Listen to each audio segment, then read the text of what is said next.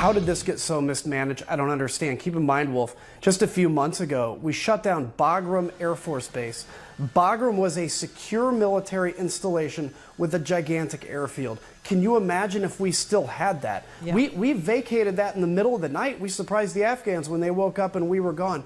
If we had that and we could now be processing the civ applicants through that, or the thousands of Americans, by the way, that are stuck behind Taliban lines and can't even get to the airport. United States citizens that are stuck behind the lines being told to shelter in place because they have no way to get to the airport at this moment.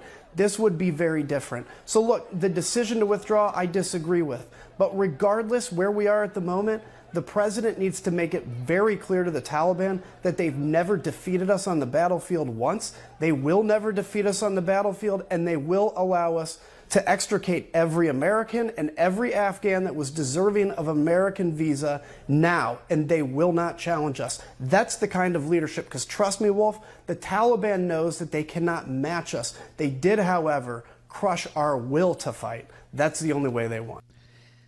Poor Adam Kinzinger. You know, he is a lieutenant colonel in the National Guard, and he served in Afghanistan, and he's almost in tears because he understands the pressure that needed to be put on Joe Biden last night, yesterday, today, to get Americans out of Afghanistan safely and to get the people that fought beside him in the Afghan army and the people who served as translators and interpreters and guides and the women who served with our military forces. They need to get out of Afghanistan. And, so there's pressure that's being put on Joe Biden to step it up, to speed it up, to get these people out.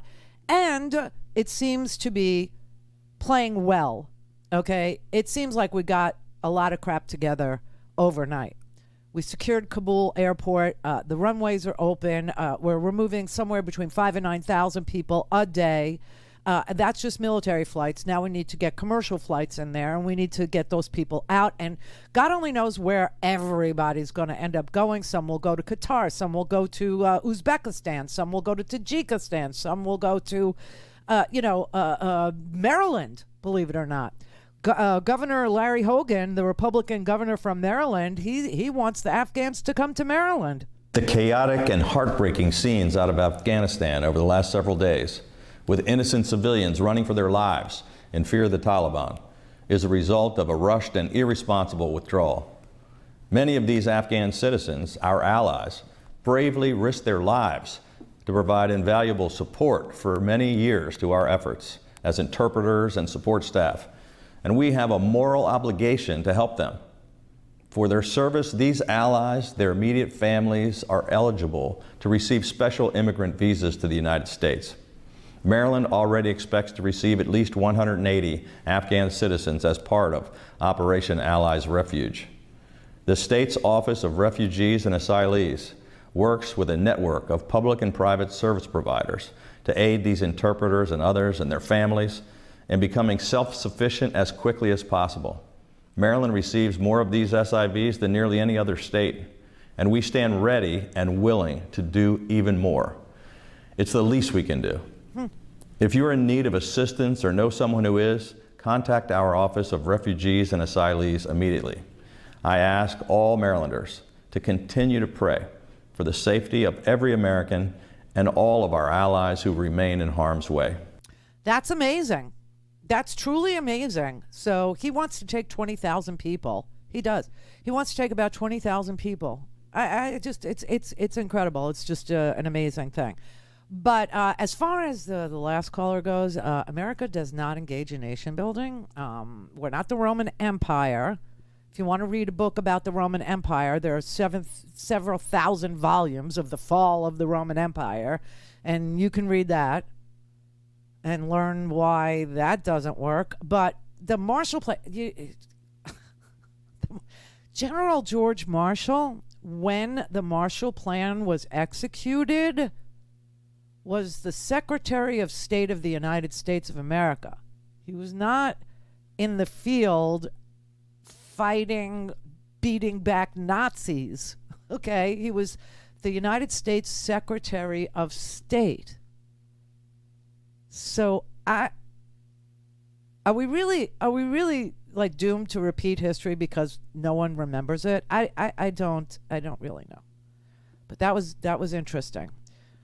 No, we didn't go, and after the war was over, World War II, in 1948, that's when we came up with the Marshall Plan. General George Marshall was no longer a serving general in the U.S. forces, okay? He was the Secretary of State of the United States.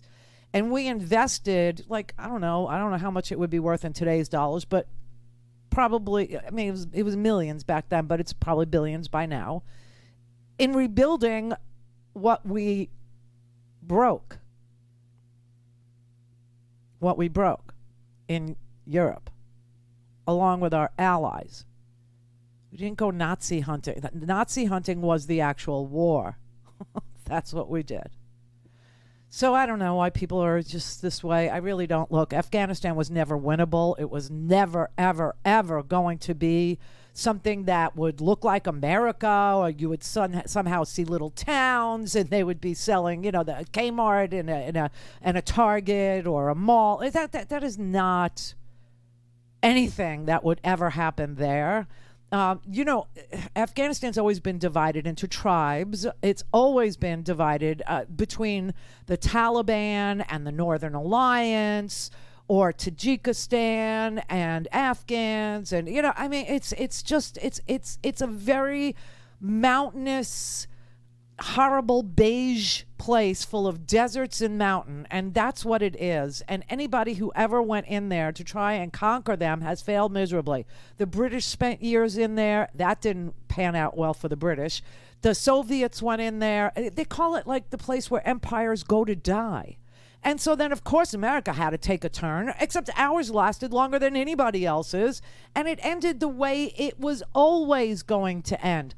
Our only assignment there, and this is what I said last week before all this happened, I told you, just remember that we did not go there to fight the Taliban. We went there to fight Al-Qaeda, to get them out of there.